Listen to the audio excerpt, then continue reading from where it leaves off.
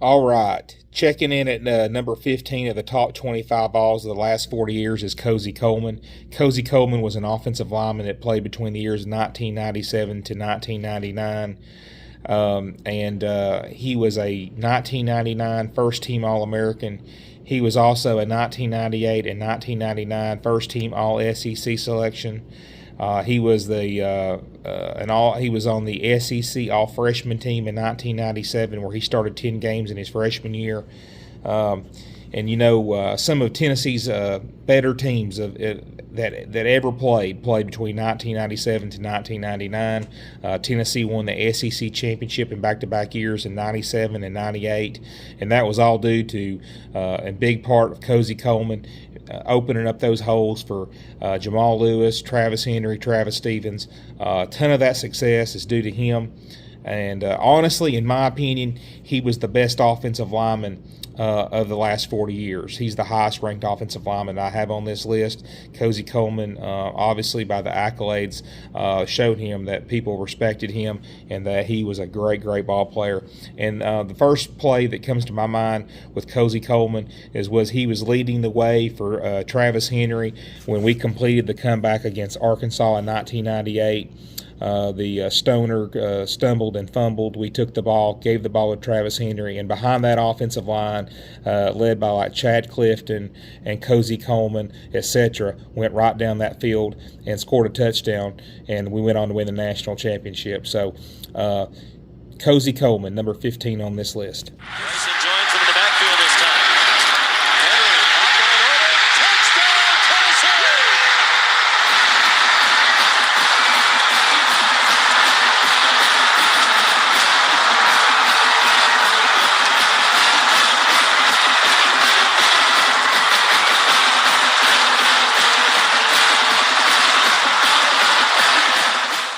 And checking in at number 14 on the top 25 Vols of the last 40 years is John Henderson. John Henderson was a defensive lineman that played between the years 1998 to 2001.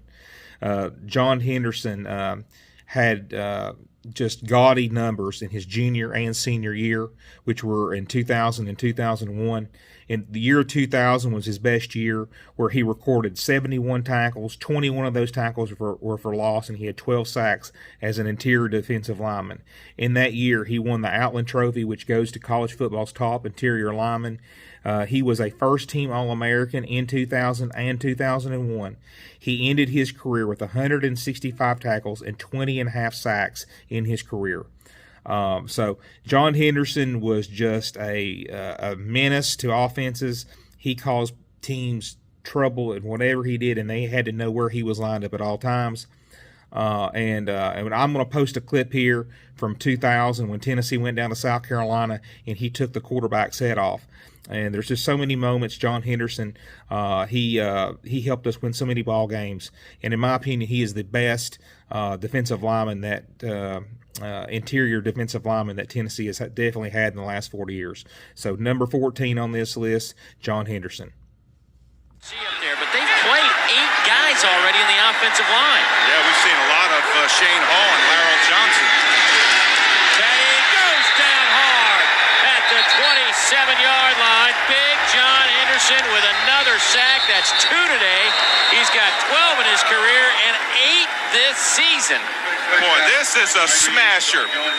Watch right in there. Watch there. You're going to see a sack. Look, watch number 98. Gives a swim. Now, this is just pick him up. Wow. You talk about taking him down. 98. And checking in at number 13 of the top 25 Vols of the last 40 years is Jamal Lewis. Jamal played from the years 1997 to 1999 at running back. He was a freshman All-American that year, second-team All-SEC, and he was actually freshman of the year as well. He had over 1,300 yards, and he is a big reason why we were able to win the SEC that year. He was unstoppable. Had over 200 yards rushing that year against Georgia. I think in the South Carolina game he ran for over 200 yards as well. He was just he complemented the passing offense that Peyton Manning brought. He complemented it perfect, which made it really hard to game plan whether to stop the run or to stop the pass. You couldn't do both, which teams before would just they would make us run the ball, and we were not running the ball effectively. Jamal's career after that wasn't as great at Tennessee. It wasn't bad at all, but it was cut short due to an ACL injury in the next year.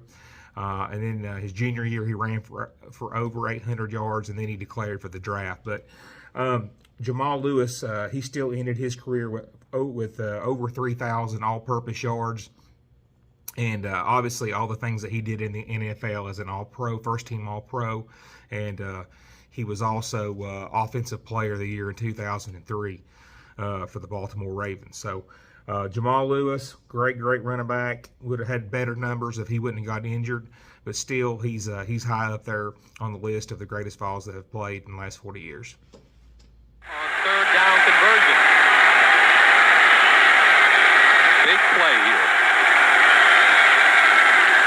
And they stay on the ground. Lewis, first down, and some at the 20, trying to get outside. And he'll be dragged down at the 41. Jamal Lewis, I think they found gold in this kid. 36 yards. The two players that we highlighted at the beginning of the game have taken the game over. That's the tailback. Good blocking up front. But here comes the cutback. He's going to run away from people. The broken tackle there on Kirby Smart. And at this point, Sight and Colbert, all they can do is jump on and go for a ride. And checking in at number 12 on the top 25 Vols of the last 40 years is Dale Carter. Dale Carter was a defensive back that played the years 1990 and 1991. He was a first-team All-American in both of those years. He was also a punt returner and a kick returner. And in 1990, he led the nation in kickoff return average, where he averaged 29.8 yards a kick return. He was also first-team All-SEC. And so, Dale was he was a game changer, and that's the thing he said he was going to do when he come here, was be a game changer, and that was definitely what he did.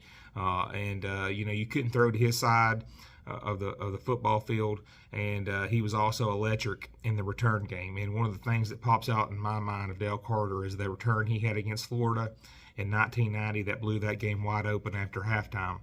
So Dale Carter, very deserving at being at number 12 on this list. The greatest Vols of the last 40 years, Dale Carter. And Macon Matthews threw the wrong guy in many situations. Oh, we're set for kickoff. Ward to the near side. Morgan, number 80, to the far side of the field. 7-3, Tennessee leads. And this one is going to be taken at the 10-yard line by Morgan. Or Carter, I beg your pardon. Breaks it free, and he may go.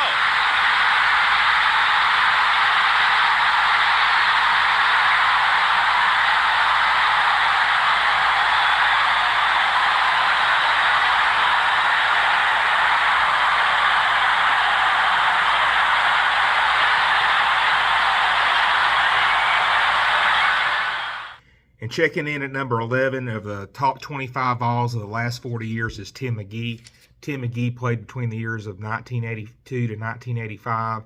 He was a two-time All-SEC football player in 84 and 85. He was captain of the Sugar Vols. He was also a 1985 All-American.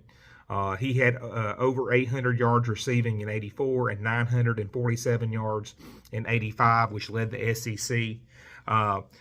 When his career was over at Tennessee, he actually he led at the time. He had career records and yardage. Hit over 2,000 yards, and at that time that was a record which was broke later on. But he had over 123 catches in his career as well. He was a leader of the Sugar Vols, the 85 Sugar Vols team that went to New Orleans and beat Miami. They were huge underdogs. That's a special team. And Tim McGee was, and you got to factor in, back in the 80s, everybody ran the wishbone. Everybody did the veer. They did the option game. They did not throw the football like they do now. 947 yards back in 1985 is like over 1,500 yards in today's terms. So Tim McGee was a special player. He also had he had close to 100 yards in that Sugar Bowl game in '85 too. So Tim McGee, he was a game changer. He was a big weapon we had that year, and that he was a major reason why the '85 Sugar Bowls were such a special team. Tim McGee. Actually closer to the 38-yard line, and Tony Robinson back trying to check it early. Goes deep with it. He's got a man. McGee, touchdown!